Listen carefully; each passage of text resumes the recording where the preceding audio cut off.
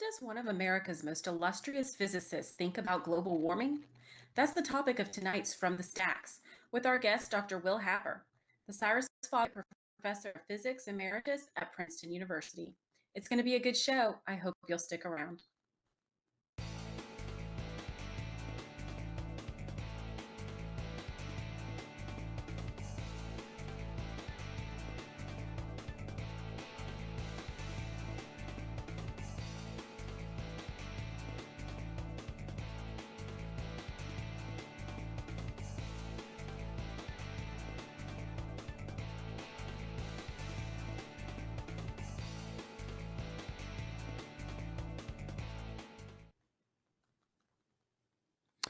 Pretty much all atmospheric scientists agree that doubling the content of carbon dioxide in the Earth's atmosphere from the pre-industrial level of about 280 parts per million, that's about 28 thousandths of 1%, to 560 parts per million, that is 56 thousandths of 1%, which is likely to occur near the end of this century, would directly and without considering any other factors probably increased global average surface temperature by around 1.8 degree Fahrenheit.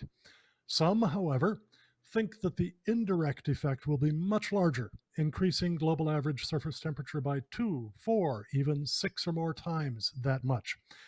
I'm Cal Beisner, founder, president, and national spokesman of the Cornwall Alliance for the Stewardship of Creation. And tonight on From the Stacks, we discuss this and related matters with one of America's foremost physicists, Dr. William Happer, the Cyrus Fogg Brackett Professor of Physics Emeritus at Princeton University. Welcome, everyone. I'm Megan Kennard, Director of Operations and Communications at the Cornwall Alliance for the Stewardship of Creation. If you have a question during tonight's live stream, pop it in the comments box. I'll be monitoring that, and we'll do our best to answer your question live. We would also appreciate it if you'd take a few seconds and share this live stream with your friends and invite them to join in. Before we jump into tonight's discussion, we want to let you know about a fascinating documentary video that you can receive absolutely free as our thanks when you give a 100% tax-deductible donation of any size. It's Easy Being Green When You Have No Choice, Sustainable Development and the End of History explains how and why proponents of global socialistic governance have used the United Nations Earth Summit of 1992, Agenda 21, which has since been updated to Agenda 2030, and the UN Framework Convention on Climate Change to pursue their goals. This 95-minute documentary reveals the connection between the collapse of the Soviet Union and the global war on carbon dioxide, how the global effort to control climate cripples our freedom, how proponents have put public schools in America and around the world to work for their agenda, and more. To receive your free copy of It's Easy Being Green, just go to www.cornwallalliance.org, click on the donate button, make your donation of any size, and in the comments field, ask for It's Easy Being Green, or you can just mention promo code 20-09. Thanks, Megan. Friends, we could give you just a typical, very brief introduction to tonight's guest, Dr. William Happer, but frankly, he is such a stellar scientist that he deserves something a lot more substantial. The Cyrus Fogg Brackett Professor of Physics Emeritus at Princeton University, Will is one of the pioneers in the field of optically polarized atoms. He's known for developing rigorous theories to analyze his elegant atomic physics experiments, as well as for extensive service to Princeton and the U.S. government. His research has initiated several vibrant fields outside of atomic physics. Will Happer, excuse me, Will Happer was born in Vellore, India on July 27, 1939, about 18 years before I myself lived in India for a year. He and I have shared some memories of India and our love for that country and its people.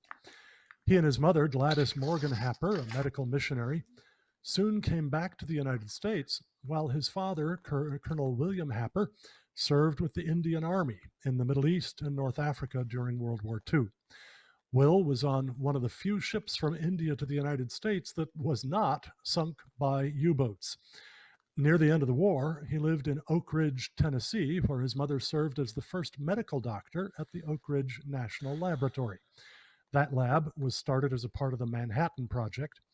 The excitement of this childhood experience probably led to Will's career in physics. Will received a BS in physics from the University of North Carolina in 1960 and his PhD in physics from Princeton University in 1964. He began his academic career in 1964 at Columbia University's Department of Physics. He was one of the first to investigate the effects of light with a wavelength slightly different from the atomic resonance, and he studied several effects, including the rotation of the light polarization and Raman atomic transitions. These have become mainstays of modern atomic physics. In what has become a trademark of his research, Will combined experimental measurements with the development of rigorous theological models and simple intuitive explanations. After arriving in Princeton as a professor of physics in 1980, Will began to investigate methods for polarizing nuclear spins of noble gas atoms by spin exchange collisions with alkali metal atoms. He devised the crucial experimental techniques for producing large quantities of noble gases with high nuclear polarization. Once large quantities of polarized noble gases could be produced, it became apparent that they could find many uses outside of pure physics. One of the most dramatic applications is the magnetic resonance imaging of the lungs. So if you get an MRI focusing on your lungs, you're probably benefiting from Will Happer's work. Will is also known for his extensive government service. Since 1976, he's been a member of JASON, a group of scientists and engineers who advise the federal government on matters of defense, intelligence, energy policy, and other technical problems, which he chaired from 1987 to 1990. While participating in the 1982 JASON summer study, he proposed to use a thin sodium layer in the upper atmosphere as a source of an artificial guide star to correct the distortions in optical telescopes due to the effects of atmospheric turbulence. Today, most large optical telescopes use such laser guide star systems. Will served in President George H.W. Bush's administration as Director of Energy Research in the Department of Energy. More recently, he chaired the National Academy of Sciences panel on nuclear and radiological issues and the National Research Council's Standing Committee on Improvised Explosive Devices. He's published over 200 scientific papers and is a fellow of the American Physical Society and the American Association for the Advancement of Science, and a member of the American Academy of Arts and Sciences, the National Academy of Sciences, and the American Philosophical Society. He was awarded, I think actually I should have said the American Physical Society. Will was awarded the 1997 Broida Prize and the 1999 Davison-Germer Prize of the American Physical Society. Dr. Will Happer, physicist, welcome to From the Stacks. We're honored to have you. Well, thank you very much, Cal. Will? Dr. Happer, you recently gave a talk about climate change at the annual meeting of an organization called Doctors for Disaster Preparedness. Your talk was titled Common Sense, and you began with a great quote about common sense from the 18th century British Prime Minister William Pitt the Elder, of which you provided a PowerPoint slide which we can show our viewers. Science seems like a really technical thing, the kind of thing only experts should really talk about. Why do you think common sense is so important on this topic? Well, I'm a big fan of common sense, and so it seemed like an appropriate title. Where I live was not very far from where Thomas Paine lived during the American Revolution, and he wrote a very influential pamphlet called Common Sense, and many people have noted that common sense is not all that common. It's common the more educated you are. And so we should all try to hold on to whatever common sense that God gave us and, not be deluded into thinking we're smarter than we really are.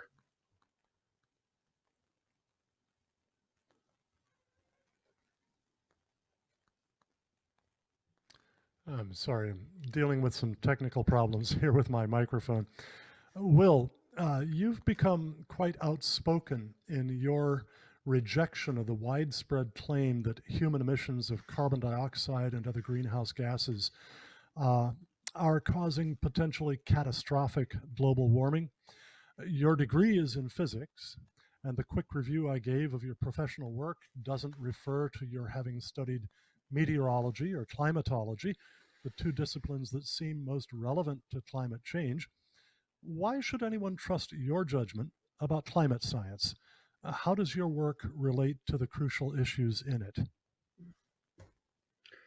Well, the key issue in global warming is how carbon dioxide and changes of carbon dioxide affect the radiation transfer in Earth's atmosphere, the radiation that cools the Earth from the solar heating day by day.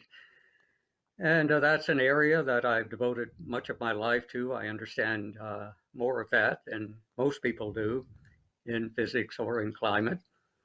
You know, the guide star that you mentioned, I invented because of trying to understand some of the turbulence in the atmosphere, warm air, cold air, distort the wave fronts coming in from distant stars, or distort the wave fronts of lasers going out to try and illuminate objects in space. And so I have willy-nilly learned a lot about the key issues of climate. The key issue is how much difference does it make if you double CO2? And the answer is that it doesn't make very much difference at all. And the reason is a little bit technical, but basically at the levels of CO2 we have now, CO2 has done about all it can easily do to radiation transfer in the Earth. Physicists would say that the CO2 bands are heavily saturated. And so doubling it hardly matters, or even quadrupling it hardly matters. So, as I understand it, Will, a lot of your work has always involved the physics of radiant energy or radiant heat transfer. And that's absolutely basic to the claims that enhanced atmospheric CO2, methane, and other greenhouse gases are causing dangerous warming.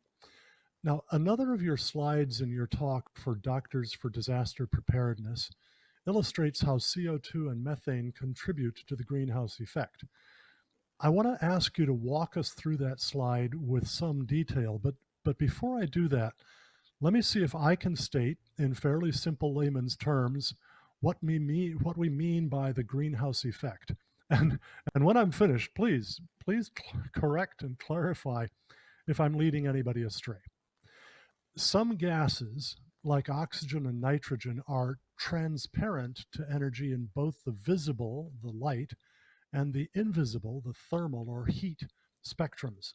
In other words, when light and heat pass through them, they don't interfere with either one.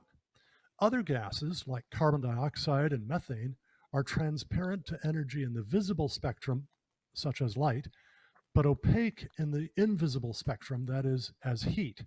That is, molecules of these gases let light through without blocking any, but they absorb some heat and then radiate it back out. Now, it's important to keep in mind for the layman where the word radiant comes from. It has the same root as the word radius, as in the radius of a circle or a sphere, the distance from center to circumference.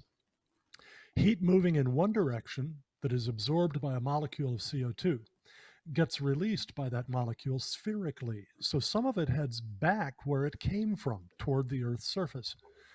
Now, the warmth of our atmosphere comes almost entirely from energy from the sun, which arrives as light, that is, as energy in the visible spectrum. When it strikes Earth's surface, it bounces back out toward space as infrared energy or heat, no longer in the visible spectrum, but in the thermal spectrum. If our atmosphere had only gases that are transparent in the thermal or heat spectrum, all the heat that comes from the sun would be lost back out to space and Earth would be too cold to support life. Instead, the molecules of CO2, methane, nitrous oxides, and several other gases in our atmosphere, because they're opaque in the thermal spectrum, absorb some of that heat heading out towards space and radiate it back out from themselves, sending some of it back toward Earth's surface. The current mix of greenhouse gases in Earth's atmosphere keeps global surface temperatures generally within a range that's suitable for life, though the temperatures rise and fall over day-long, year-long, and even longer cycles because of other factors like Earth's changing distance from the sun, its changing tilt toward the sun, and various ocean currents. The resulting average surface temperature is around 15 degrees Celsius or 59 degrees Fahrenheit. Now, as I understand it, the fear of some climate scientists is that since CO2 hinders the escape of infrared energy, heat, back out into space, adding CO2 to the atmosphere must warm it, and adding enough could warm it enough to be dangerous. Have I got it about right, Will? And would you make any corrections or clarifications? Oh, Cal, you get an A+ on that oral exam. I wish you were my student. Well, thank you very Yes, much. you've got it absolutely right. It's true that CO2 does cause some warming. Greenhouse gases do that. The main greenhouse gas by a big margin is water vapor, and if you include clouds, water is even more important. But CO2 is not trivial. But as I mentioned earlier, the current levels of CO2 are already saturated. They've done about all the warming they can easily do. So it doesn't matter if you increase it by quite a lot. You can double it. It doesn't make more than a few watts per square centimeter out of several hundred that are normally there of interference with the escape of radiation to space. So it's not a big deal. No. Okay. Shame on me for having left water vapor out. I mean, I know that. And so maybe you should knock a grade or two off on me for that. Now, again, as I said earlier, you used a slide in your program, your presentation on common sense to doctors for disaster preparedness that I think is really significant, but is kind of complex. It has two graphs illustrating the insights of two great physicists, Max Planck and Carl Schwarzschild, into how CO2 and methane contribute to the greenhouse effect. What I'd like you to do is to walk our audience through those graphs so they understand what each element in them communicates, except that I think you can ignore the complex equation off to the left of the graph and just take that for granted for now. What do the two axes represent? What can we learn from the different colored lines in those graphs? Let's try to get those graphs back up in front of our viewers now. Well, thanks very much, Cal. These are very important graphs, and I couldn't resist adding the photographs of two of my physics heroes, Max Planck and Carl Schwarzschild. Max Planck really invented quantum mechanics. We owe it all to him. And the thing that led to his invention is the smooth curve that you see on both the upper and lower panel here. That's called the Planck spectrum of radiation, and it's the radiation that would be in thermal equilibrium at some temperature. You get curves like that, for example, if you've got a hot cavity and you make a hole in the wall, then the radiation coming out looks very much like that Planck curve. You can hardly distinguish it. It's also interesting that we're sitting in a universe that's full of Planck radiation at a very, very cold temperature. It's only 2.73 degrees Kelvin, 2.73 degrees above absolute zero temperature. So this is a very important curve. And so if the Earth were a black ball, it would radiate the Planck spectrum. But the Earth is not a black ball because of the atmosphere and because of the absorption and emission of radiation by molecules that you described so well. So that the Earth, instead of radiating to space with that smooth Planck curve on top of everything, radiates with the jagged curve. And what's shown here left to right is the frequency of radiation. You know, radiation has a frequency just like, sound does. So over on the left is the bass section of the radiation choir, and the altos are sort of in the middle, and the sopranos are over to the right. And so all of these Okay. molecules are singing together and radiating to space. And at certain frequencies, they can radiate almost as well as the Planck curve. You can see there's some places where the jagged black curve almost touches the Planck curve. That's called the atmospheric windows. And those are regions where the surface of the Earth can radiate freely to space. But then there are other regions where there's a lot less radiation going to space than the Planck curve described. And those are where molecules absorb. You can see I've marked where water absorbs, where methane absorbs. Methane is CH4. Nitrous oxide absorbs. Ozone, O3, CO2, and water. And so the black curve is what you have today. Now, if you double CO2, I'm talking about the top curve now. If you double CO2 in the top curves, you get the red curve. And from where I'm sitting, I have a hard time seeing the red curve because it's almost coincident with the black curve. And that's why I said that adding CO2 hardly makes any difference. So if you double CO2, you go from the black curve to the red curve, and you can hardly see it. And yet we're making trillion-dollar decisions, multi-trillion-dollar decisions. We're giving up our freedoms. We're doing all sorts of insane things because of the difference between that black and the red curve. And we're a long way from the red curve. We haven't doubled CO2 yet. Now, to get some feeling for what's happened, if you took all the CO2 out, you would get the green curve that is on the top panel again in the region that's labeled CO2. And so the amount of CO2 we've got today has had a big effect. It's greatly decreased the cooling radiation to space. It's the difference between the green curve and the black jagged curve. But if you double CO2 again, it doesn't make any difference because the line is saturated. So what you're seeing is a classical saturation phenomenon. The lower panel is the same type of curve, but in this case, it's for methane, and you can just barely see the effects of methane just a little bit to the right of the middle of the bottom panel. Again, if you double it, you go from the black curve to the red curve, you can hardly see the difference.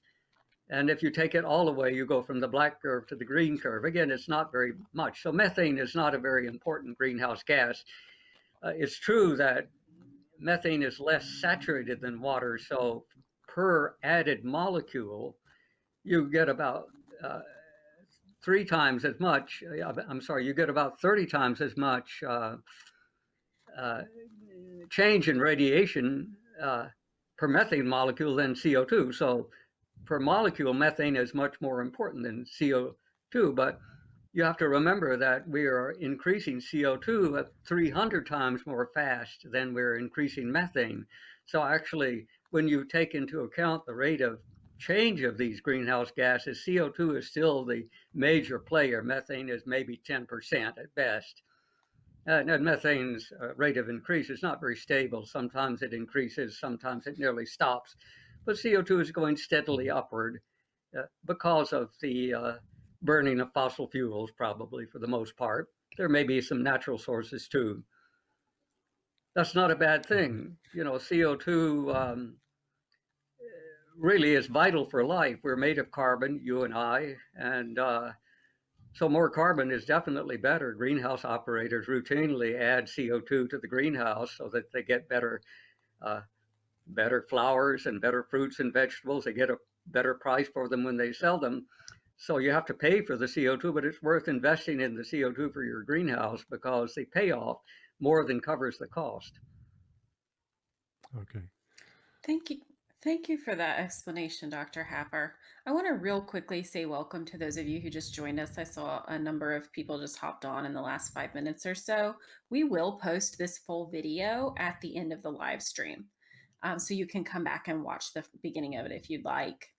I also want to let you all know of a free gift that we're giving out in September. We give out a different free gift every month as our thank you when you donate any amount and ask for it. that gift for September is a DVD documentary called It's Easy Being Green When You Have No Choice: Sustainable Development and the End of History. To receive your free copy of It's Easy Being Green, just go to www.cornwallalliance.org, click on the donate button, make your donation of any size, and in the comments field, ask for It's Easy Being Green, or you can just write promo code 20-09. Now, Dr. Happer, during your talk for Doctors for Disaster Preparedness, you mentioned that it was well understood from the facts illustrated in those graphs that doubling atmospheric CO2 concentration from its pre-industrial level of about 280 parts per million, or 28 thousandths of 1% of the atmosphere, to about 560 parts per million would slow the radiation of heat from Earth's surface out to space just enough to have the direct effect of raising the Earth's average surface temperature by about 1 degree Celsius, or 1.8 degrees Fahrenheit. But you also said that doubling it from the present roughly 400 parts per million to 800 parts per million would also only cause the same amount of warming. But the first doubling added only 280 parts per million, while the second would add 400. So why would adding more CO2 not cause more warming than adding less? Well, more CO2 does cause more warming, but it really is what you call a logarithmic dependence on the concentration. So every doubling of CO2 causes the same increase in temperature. This is something, it's an interesting issue that's related to the saturation that I mentioned, the fact that the line has already absorbed just about all the radiation that it can. It was first basically guessed by the great Swedish chemist Arrhenius, and nobody's quite sure how he got it right. It turns out it was right.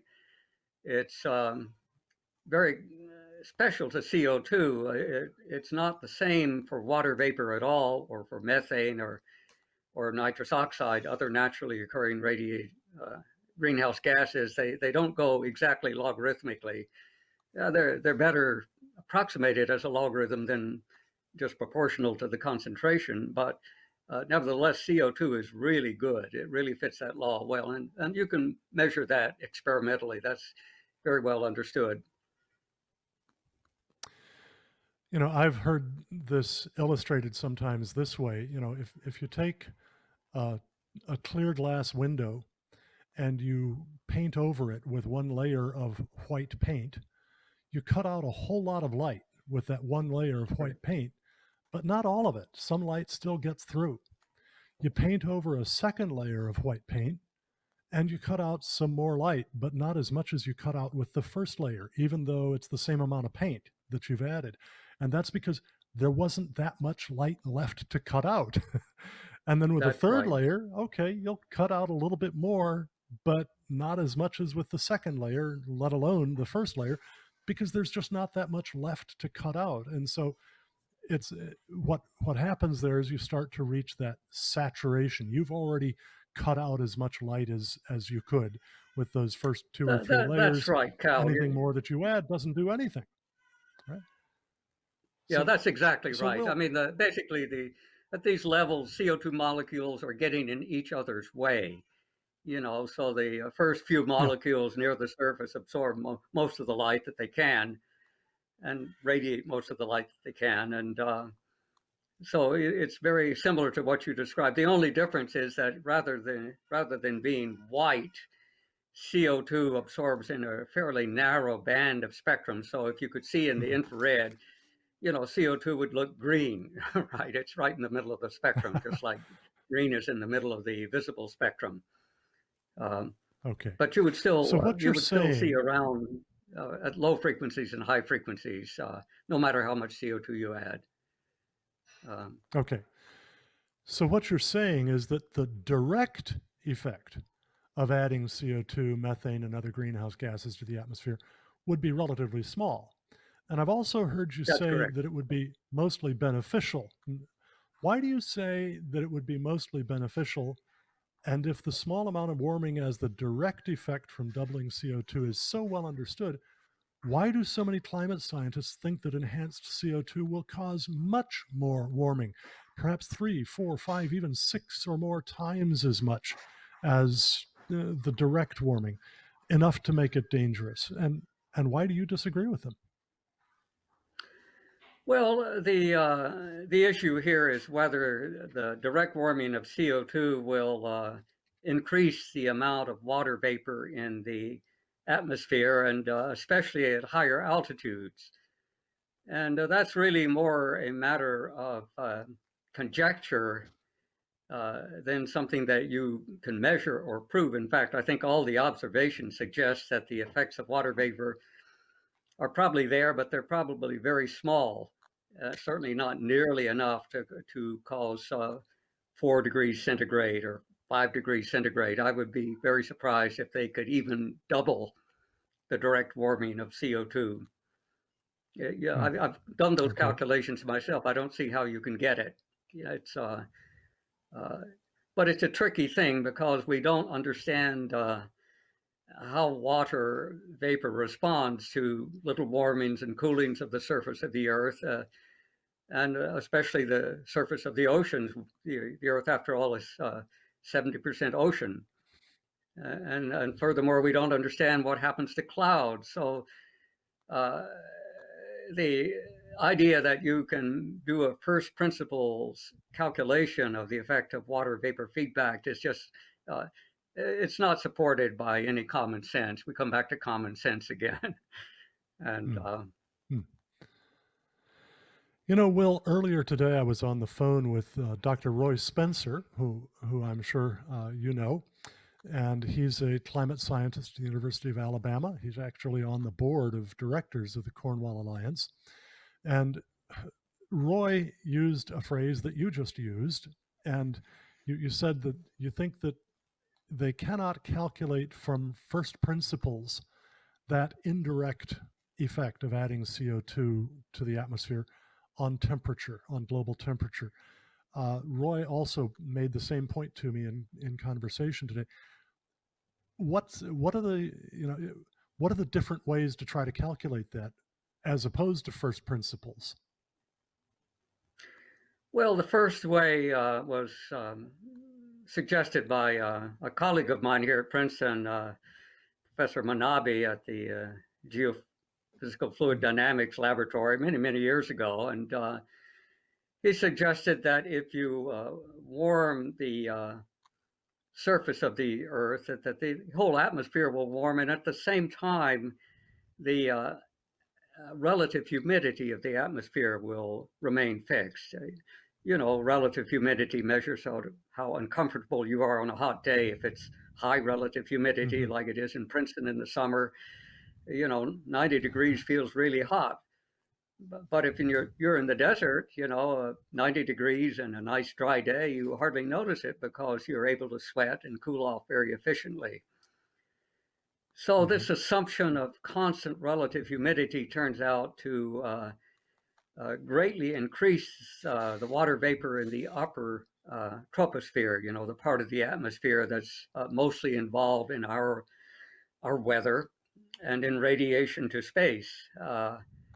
So the basic idea is that if you put enough water high enough in the atmosphere, 7, 8 kilometers, then it gets cold because the atmosphere cools as you go up. That's why you go to the mountains in the summer to keep cool. So the cold water vapor at higher altitudes then does not radiate well, and therefore the Earth has to warm up more at the surface to compensate for the poor radiation at high altitude. So that's the basic narrative. It doesn't have any quantitative support.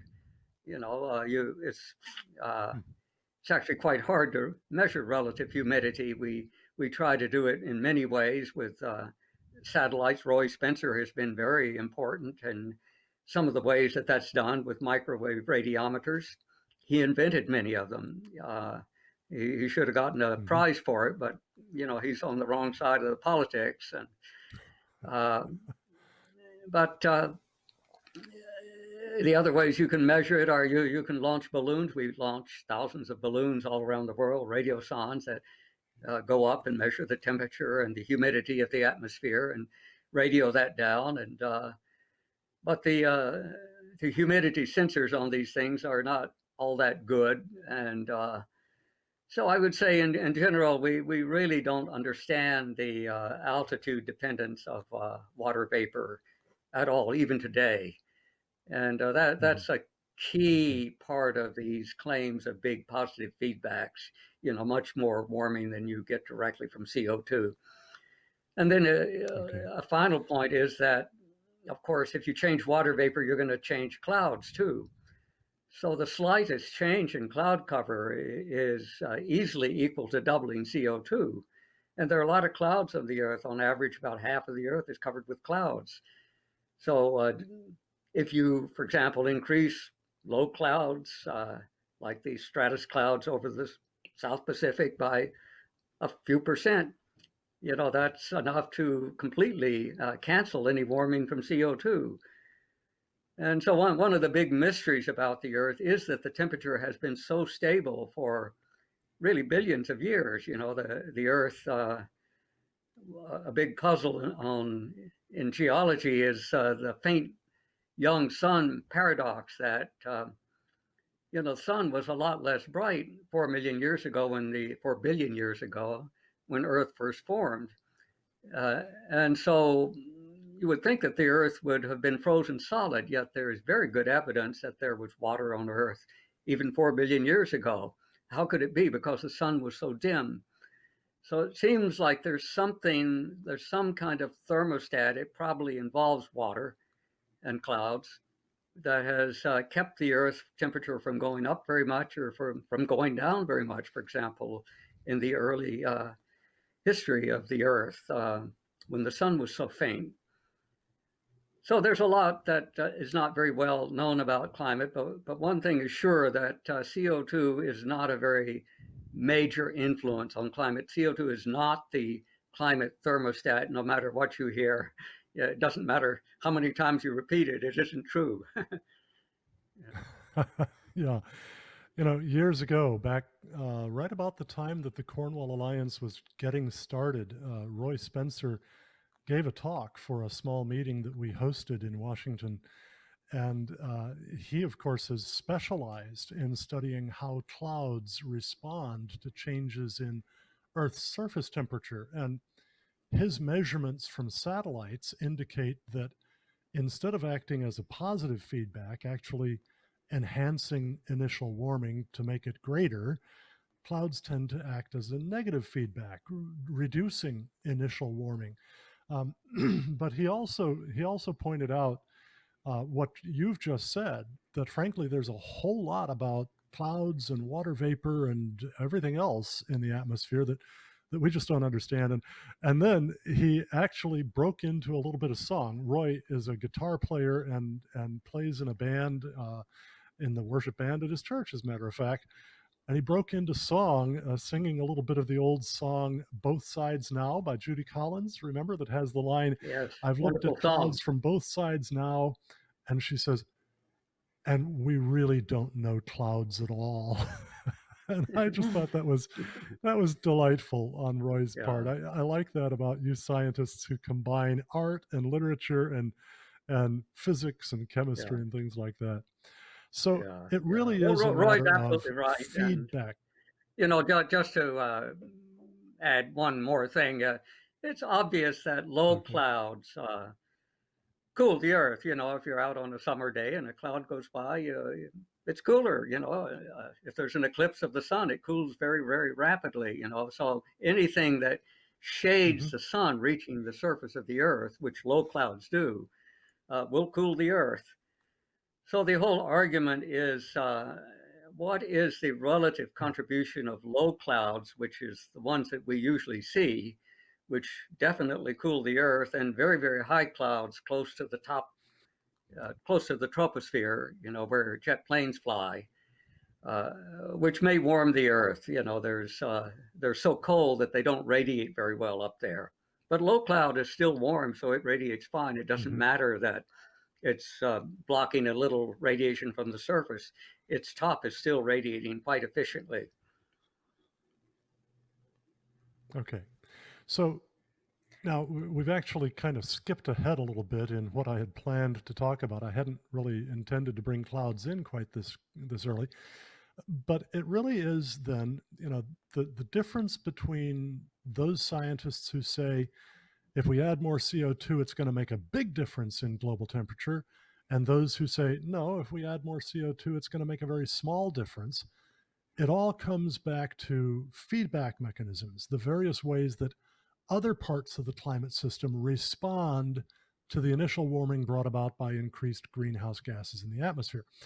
Now, so clouds are one very important part of the feedback mechanisms, but could you just describe a few other feedback mechanisms and indicate how you understand they work?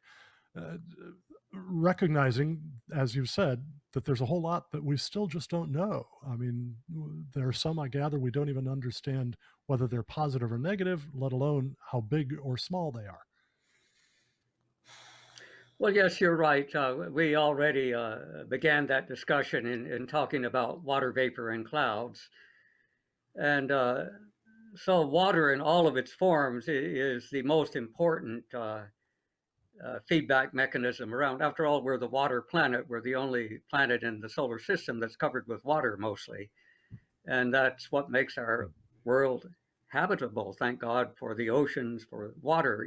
Venus doesn't have any water. That's why it's so hot there. One of the reasons it's so hot. And Mars has no water, and so it's very cold there. And we're just right. It's like, Goldilocks, and we're at just the right distance from the sun.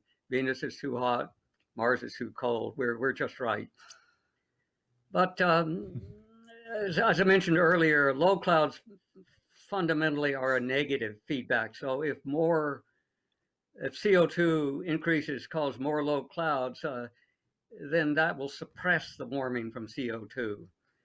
But if for some reason CO2 causes more high clouds, high cirrus clouds, then that could increase the direct warming from CO2. Nobody really knows what the clouds are doing. There's no obvious change that you can see. There are various ways you can try to measure the cloudiness of the Earth. One of the more interesting ones is that you look at the Earth shine on the moon. So, if you look at the moon, the new moon, you can dimly see the parts of the moon that are not illuminated by the sun. And that's reflection from the Earth. That's Earth light shining on the moon, just like moonlight shining on the Earth. And if you measure that very carefully, it tells you the reflectivity of the Earth, which is affected by clouds. So if you've got a lot more low clouds, there will be more Earth shine on the moon. And there have been some very, very interesting papers. Steve Koonin was a co-author of one of them. Steve was the Undersecretary of Energy for Obama, actually, and he's been one of the, more skeptical scientists around about the alleged catastrophe coming from CO2. And I think that's partly because he's actually measured some things, gone out and looked at something besides a computer screen. But okay, clouds are very important. I mentioned water vapor is very important, especially depending on altitude. You can increase the water vapor all you like in the first 1 or 2 kilometers of the Earth. It won't make the slightest difference. So a lot of people don't appreciate that greenhouse gases are only half the story. The other half is the fact that the Earth's temperature drops so rapidly as you go up in altitude. So it's easy to show, for example, if the Earth had an atmosphere which was the same from the bottom to the top, same as the surface temperature, greenhouse gases would make no difference at all. You could add all the CO2 or water vapor you like, all the clouds you like. It wouldn't make any difference to the escape of radiation to space. So the fact that greenhouse gases can work is very dependent on the fact that the atmosphere gets cold as you go up. And so, that's a big part of the feedback too. Is there some reason that the rate of drop of temperature of the Earth could change in some way that would surprise you, that you wouldn't expect. And so that's again part of the feedback lore, you know.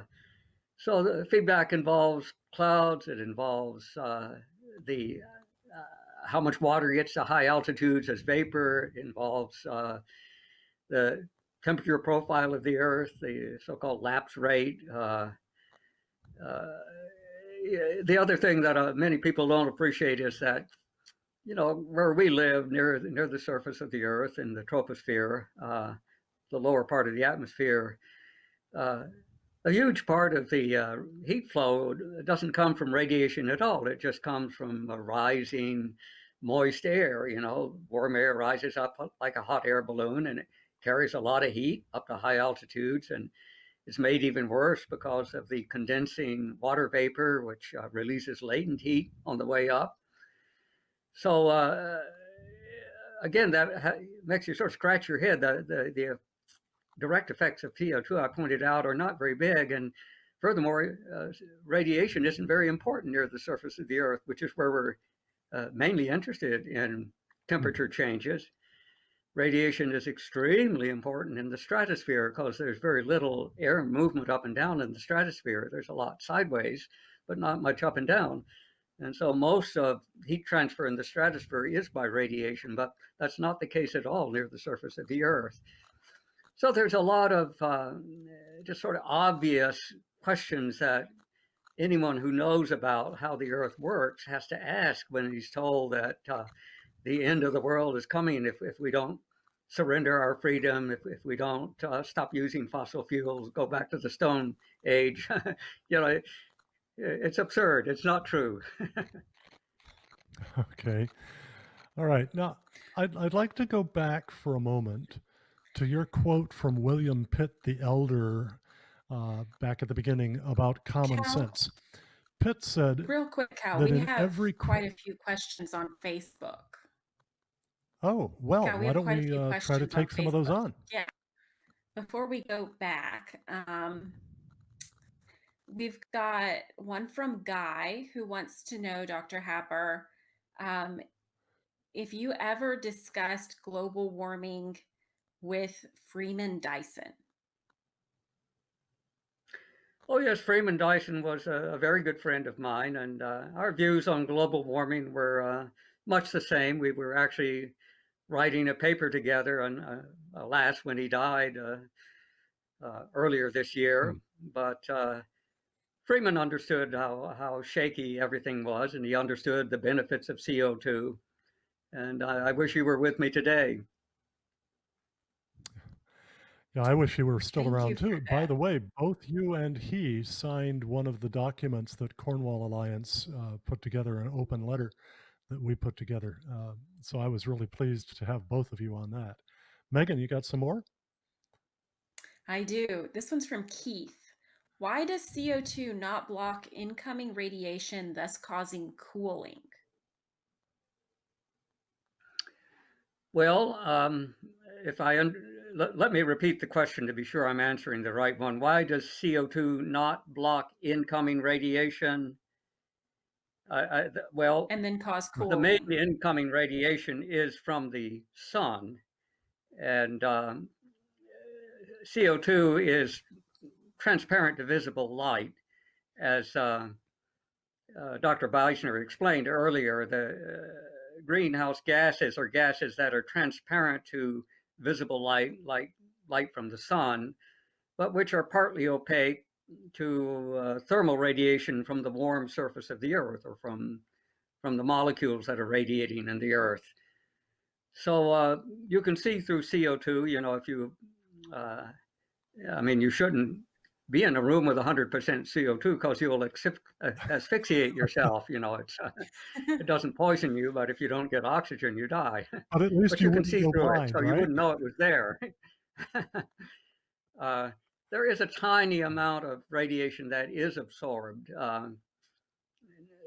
coming into the Earth from outer space. That's the cosmic background radiation. This is, I think I mentioned it in connection with Planck, but this is very, very cold Planck radiation at only 2.73 degrees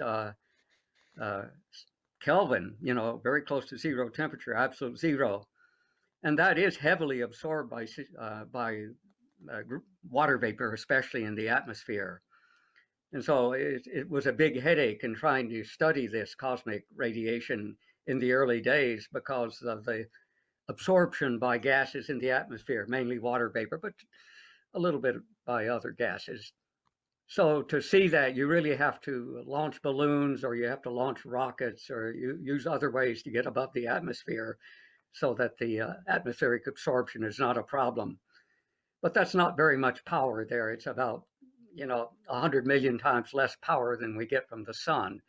So it's really irrelevant to warming the Earth.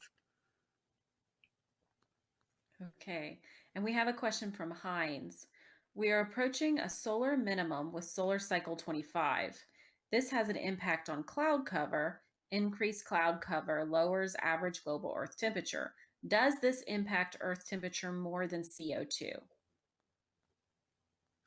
Well, we talked about that a little bit already, and certainly increased low cloud cover does cool the Earth.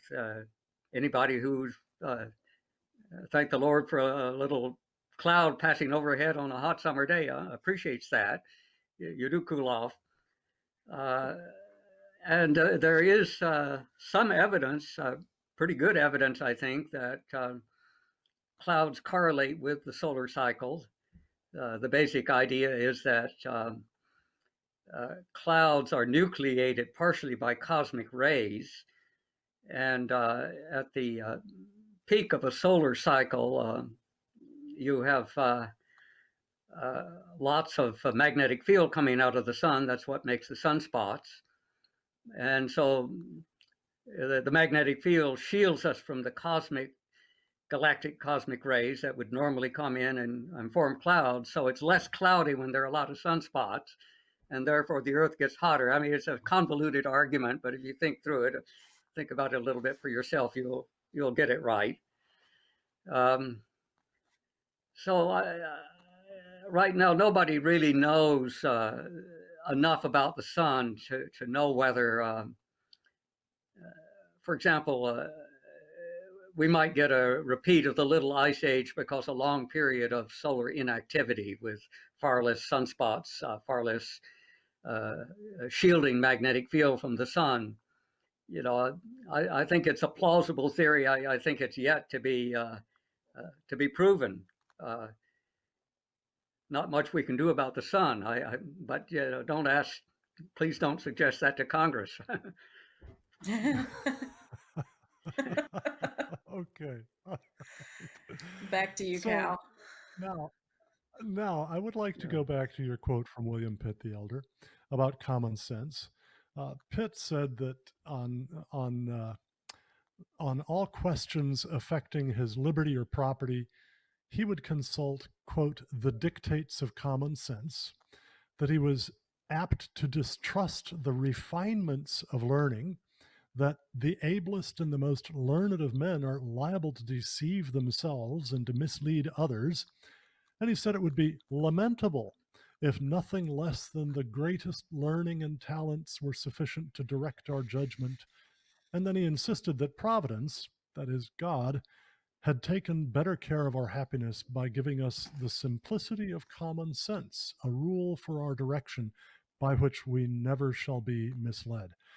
Now, Will, you actually titled your talk for Doctors for Disaster Preparedness, Common Sense.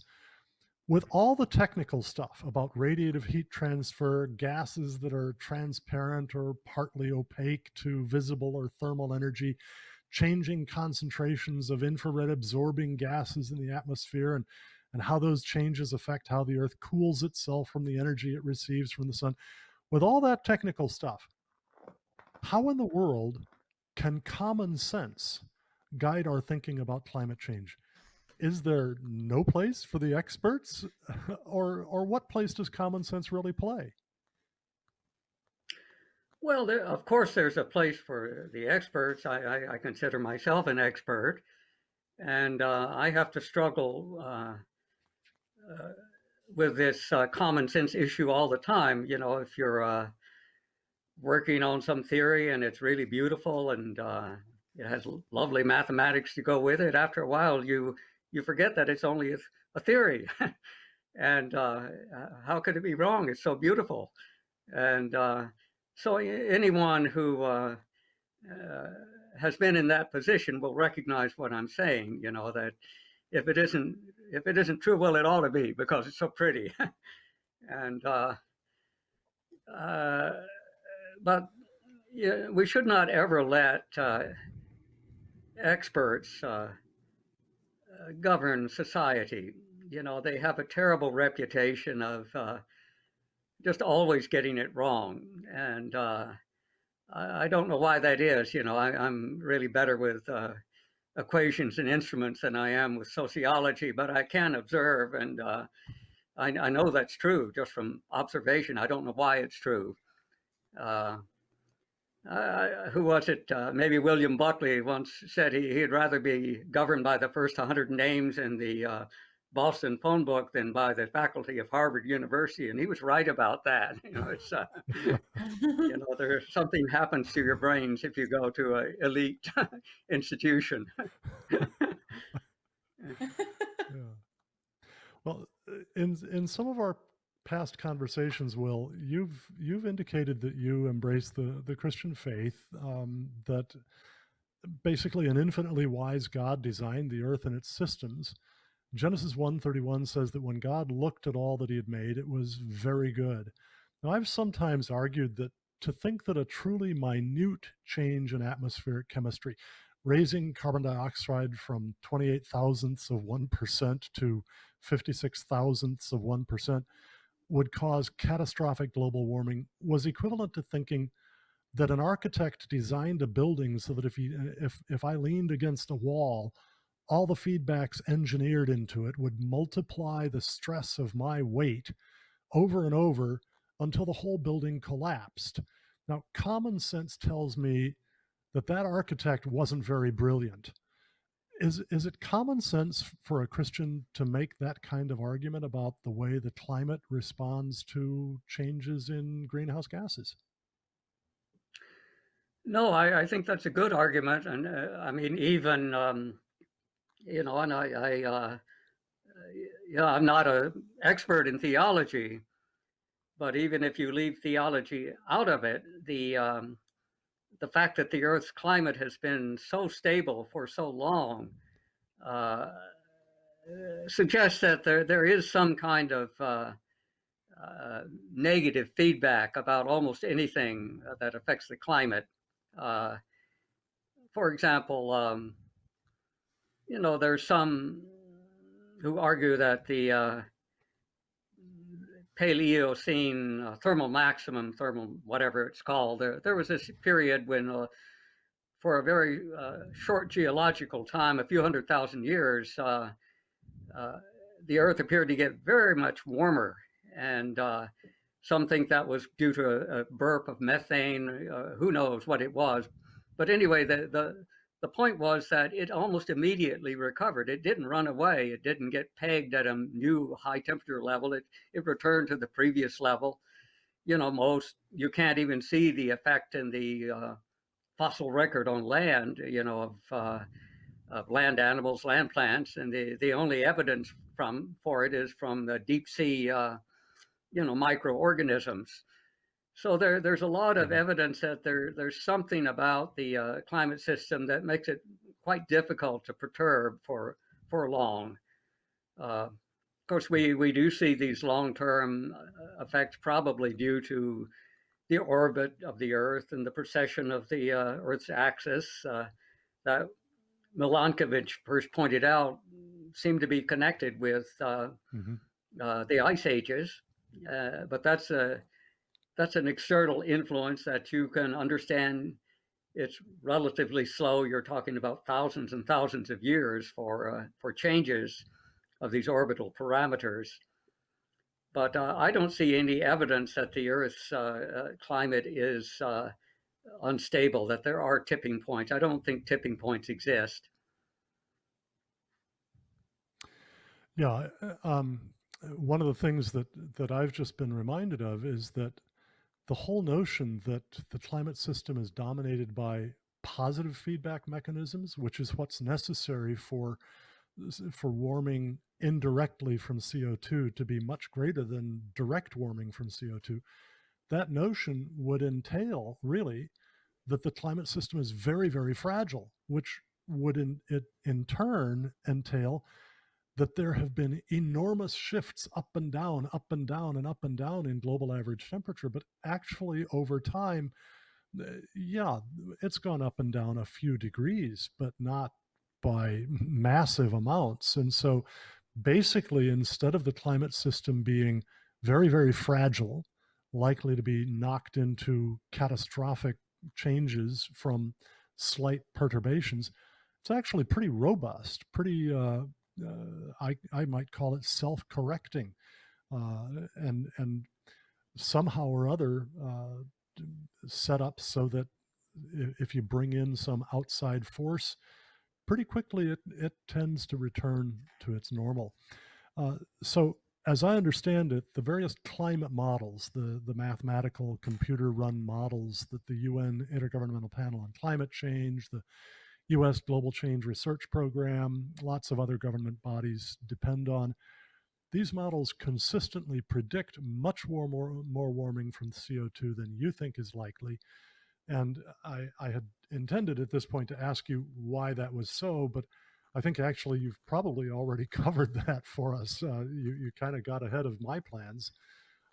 So let me just turn it over now to Megan for a minute. I think she had a question about why the climate models seem to be able to get things right looking backward in time. Right, I did. So, Dr. Happer, I understand that the climate models can be run backwards, so to speak, hindcast instead of forecast, to simulate past global average temperature based on past CO2 concentration in the atmosphere. And they can match up pretty well with observed temperature over the last century or so. Doesn't that validate the models and demonstrate that we should trust their forecasts as much as their hindcasts, or does it not? No, of course it doesn't validate it. And a good example of that is,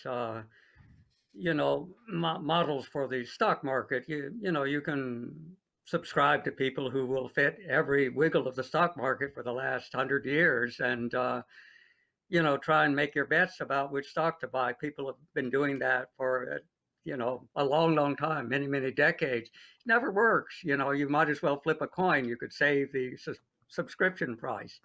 So the fact that you can hindcast in other areas of physics does not mean that you can forecast, especially with something as complicated as the climate. The climate, it's not like the orbit of the moon around the Earth or the Earth around the sun that is extremely predictable and can be described by just a few simple equations, Newton's law of gravity and his 3 laws of motion. You can do pretty well. Newton himself did pretty well. But, the climate is, it's the oceans, with complicated fluid flow. There's the atmosphere with complicated winds and currents, the changing seasons, the Earth is spinning around, so there are Coriolis forces and then the fundamental fluid mechanics equations are nonlinear, so you can't project them into the future the way you can with simpler parts of physics, that we're so proud of and that work so well. So it's it's absurd to think that you can predict 100 years in the future what the climate is going to be. I mean, we've gotten a lot better with weather forecasting, and now, if I look out 2 or 3 days, I'm reasonably confident that the weather forecasts will be pretty good. If I look out a week, I'm less confident. 2 weeks, I forget about it. but now you're talking about climate forecasts of centuries. It's absurd. You can't do that. Thank you for that. I want to switch from CO2's warming effect to its effect on plant growth. But before I do that, we have one more question on Facebook. This is from Keith, and he wants to go back to the radiation discussion. Is the radiation blocked by CO2 the same as what is called black body radiation? Uh, well, okay. Black body radiation is the same as the Planck radiation that I showed, that Cal was kind enough to show a little earlier. It had a picture of Planck by it and a picture of Carl Schwarzschild. So to Planck, yes, that's right. So the smooth curve is black body radiation, and it's the radiation that a perfectly black body at some well-defined temperature would radiate. So that curve is determined only by the temperature. It's amazing, just one parameter determines the shape of the curve, how high it is, all of those things. And but you see the Planck curve extends much beyond the CO2 band. The CO2 band is just below the green jaggedy line there. And so CO2 will absorb that narrow band of black body radiation. And for example, the Earth is approximately a black body. So CO2 absorbs that little slice of black body radiation from the Earth, but nothing else. No higher frequencies to the right or lower frequencies to the left. So it's a little bit like a tuning fork. It absorbs the frequencies that it can hear and that it can resonate to. Thank you. All right, so back to my question on plant growth. You're a member of an organization called the CO2 Coalition. We at Cornwall Alliance have really appreciated the CO2 Coalition's work explaining the benefits of more carbon dioxide in the atmosphere. Could you explain some of those benefits to us? Well, yes. I keep hearing about carbon pollution. I scratch my head at that because I think they mean CO2. But, if you look at CO2, it's 2 oxygens and 1 carbon, so it's 70% oxygen. So why don't we call it oxygen pollution, for example? So even the nomenclature, it's propaganda, it's not reality. And so CO2, as I mentioned earlier, is the central to life. We're made of carbon mostly. The only other element in our bodies that's more is hydrogen because of the water, hydrogen and oxygen. Depends on whether you count atoms or you count mass. But anyway, CO2 is at least third, and it's really what life is all about. It's amino acids are made of carbon. Carbohydrates, sugar, starch are made of carbon. Fat is made of carbon. Hormones are made of carbon. DNA is loaded with carbon, the hereditary molecules. So you can't get away from carbon, So here's this central element of life that's been demonized, And each one of us exhales carbon dioxide. Yes, thank you for that slide. I'd like to point out that a human being, in this case, this young woman, Alice, her exhale breath is not that different from the breath of a power plant. It's got more oxygen.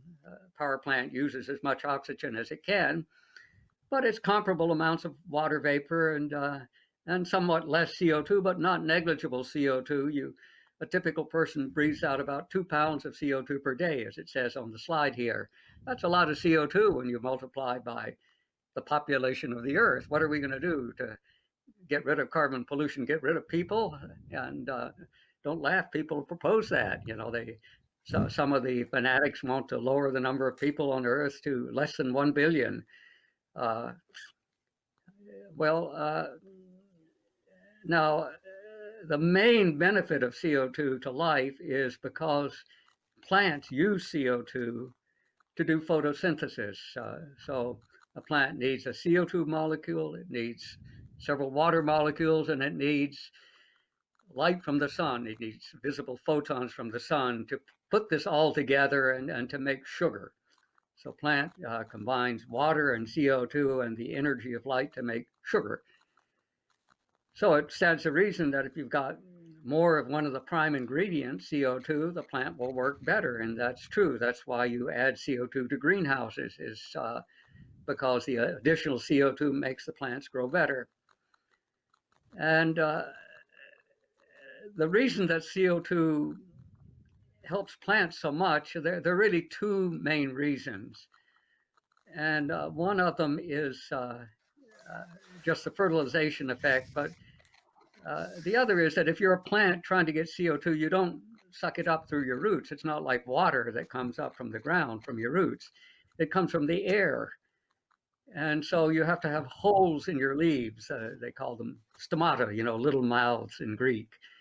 And so the little mouths in the plant leaf, the little holes, let CO2 molecules diffuse in from the air.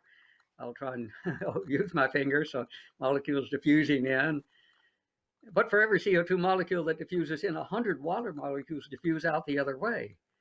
So just in order to eat, to get the CO2 the plant needs to photosynthesize, it's losing huge amounts of water. So to make a gram of carbohydrates, a typical plant needs about 100 grams of water.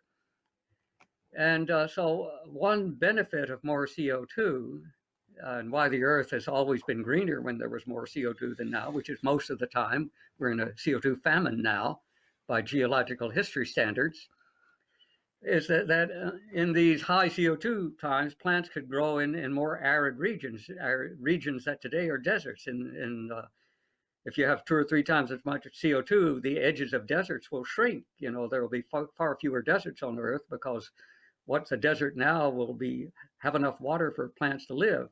You can already see some of that happening today from satellite images of the Earth. The arid parts of the Earth in particular are becoming greener. And that's because plants growing there now are growing leaves that have fewer stomata, so they're losing less water, so they don't need as much to make a living. So the main benefit of CO2 is to dry farmers and to forestry and people like that, where there's no irrigation on dry land. It doesn't make that much difference in the oceans, but it helps there too. But there's a second benefit that's more interesting to scientists, and that is that the key enzyme that the plant uses, the machine tool it uses to connect the CO2 and the water molecule and use the energy from the sun in the form of chemical energy. The light doesn't have to be shining for the plant to make sugar, but it still has to have the chemical energy. ATP needs to be there. This enzyme is the most abundant protein in the world by far. It's called rubisco. So rubisco is a big, complicated protein. It's very ancient. There are traces of rubisco from 2 or 3 billion years ago, long time ago. And when it was invented, the inventor, and this is no swipe at the creator, but the inventor made a mistake, and that is that the rubisco molecule is poisoned by oxygen. And you can pardon the inventor for that, because at the time rubisco first showed up on Earth, there was almost no oxygen in the atmosphere. The oxygen has come from photosynthesis in plants. And so it didn't matter that there was that you invented this enzyme that's poisoned by oxygen, but now it matters a lot. So a typical, say, forestry or wheat or rice or soybeans loses about 25% of its photosynthetic capacity due to this oxygen poisoning. It's called photorespiration, that if the enzyme can't find a CO2, which often happens at these low levels that we have today, instead of grabbing a CO2, it grabs an oxygen molecule because of this design flaw. and makes nasty things like hydrogen peroxide that are not good for the inside of the plant, wouldn't be good for your insides either. And so the plant has complicated biological machinery to compensate for this oxygen poisoning. And there is a family of plants that has gotten around this by sequestering the rubisco in little fiber bundles. Those are called C4 plants. And examples of those are corn, American corn, maize, sugarcane, pineapple. They're typically things that grow in hot, sunny areas. And they're able to defeat photorespiration with the aid of this fiber bundle. But it comes at a cost. It means that as CO2 levels go up, old-fashioned plants, which is most of our crop plants, rice, wheat, soybeans, all of those are the old-fashioned C3 plants that are poisoned by oxygen. They become more and more efficient compared to corn and sugarcane. So, of course, corn and sugarcane will also be helped by more CO2, but not as much as their old-fashioned competitors. So I can't think of any reason to be concerned about more CO2. It's a benefit. It's a godsend to humanity and to life on Earth. And so we should not be demonizing CO2. It's really unconscionable, and it's wrong. It's propaganda. It's shameful. Thank you, Will. One other issue before we have to close up. We've actually gone beyond our typical hour, but I think it's been very, very informative. You hear constantly, look, the overwhelming scientific consensus is climate change, global warming is real and it's overwhelmingly man-made and it's going to be disastrous and we need to spend trillions of dollars trying to suppress it.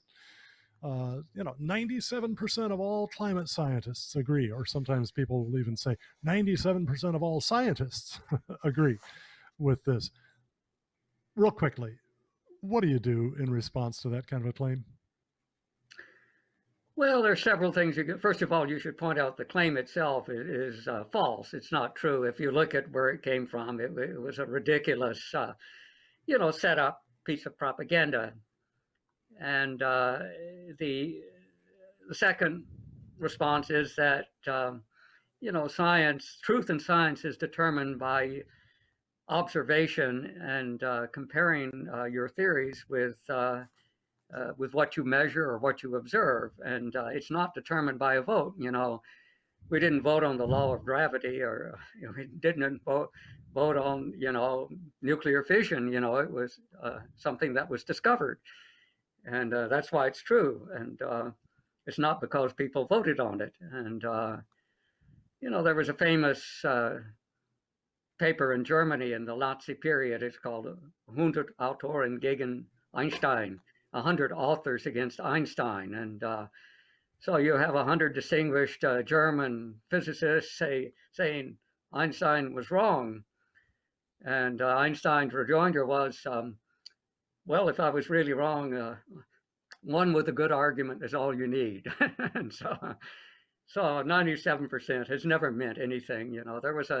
And it's frequently been used in science. For example, in the Soviet Union, there was this horrible guy, Lysenko, in biology. And in those days, if you disagreed with Lysenko's biology, which was that genes didn't exist, and hybrid corn was phony, and just absurd stuff. If you believe enough in communism, we'll be soon growing rice, north of the Arctic Circle. It just really absurd stuff. But you had to give lip service to that at the very least. If you didn't, if you were lucky, you got fired. If you were a little more unlucky, you got sent to a concentration camp, and a few of the more prominent deniers were sentenced to death. And so we've had this in this corruption of science many times over the history of modern science. I'm sorry to say it, it doesn't speak well for scientists, but we're not as bad as Osinko. I hope we never get there, but who knows? Just one other example. For example, I think you all know that many cases where the consensus was dead wrong. Continental Drift is an example. There's this very brilliant German scientist, Wegener, who pointed out if you look at the coastline of South America and Africa, wow, they sort of fit like a jigsaw puzzle. And if you look at the fossils in South America and Antarctica and South Africa, they're the same fossils, exactly the same. And yet, how could the plants and the animals have crossed the ocean, the South Atlantic or the Antarctic Straits there? Well, the way they could do it is if these continents were joined together, they fit, so they must have been joined together. And he was just laughed out of geological meetings, especially in America. Americans were the worst, actually. Europeans were a little more understanding in this case. That's flip-flopped on climate. But at the time, it was the Americans who led the scoffers. But he was absolutely right, and another example of consensus, I remember both my father and mother were doctors, and my father had ulcers, and he chewed on, chalk tablets and stuff like that to treat his ulcer. And had he lived today, he would have taken the right antibiotics. He would have cured himself. So ulcers were not caused by stomach acid. They were caused by a bacterium, and some Australian very deserving doctors got the Nobel Prize for that. But again, the consensus was 100% wrong, and it's 100% wrong on climate to the extent that it exists. Most people who pontificate about climate don't know anything about it. They're in some other field of science, and it's sort of the virtue signaling, politically correct thing to do so that your friends will talk to you over a glass of Chardonnay and a little bit of brie, and that's how we live in academia. Lots of peer pressure. Well, Dr. Will Happer, thank you again for joining us for tonight's program. We appreciate it. Okay, thank you. Yeah. Keep up your good work. And Thank Will, you. thanks so much. It's great to see you again. Great to talk with you. Our friends, remember that this month we are offering as a gift, as our thanks for your 100% tax deductible donation, a free copy of the DVD, It's Easy Being Green When You Have No Choice, Sustainable Development and the End of History. All you have to do to ask for your copy is to go to cornwallalliance.org, click on the donate button, make your donation of literally any size, doesn't matter how large or how small. And of course, we'd like for it to be large. That really helps. But no matter what size, and in the comments field there, just type in either It's Easy Being Green or simply promo code 2009. That's 20-09. And we will be glad to send this to you, and 100% of your donation will be tax deductible. Until next time, thanks very much for joining us for From the Stacks. Please tell your friends about it and ask them to join you in seeing it next week, when our topic is going to be social justice. What is it? How does it compare with real justice? How do we define true justice? And how does all that impact our understanding of the responsibility of government and of private individuals in our society?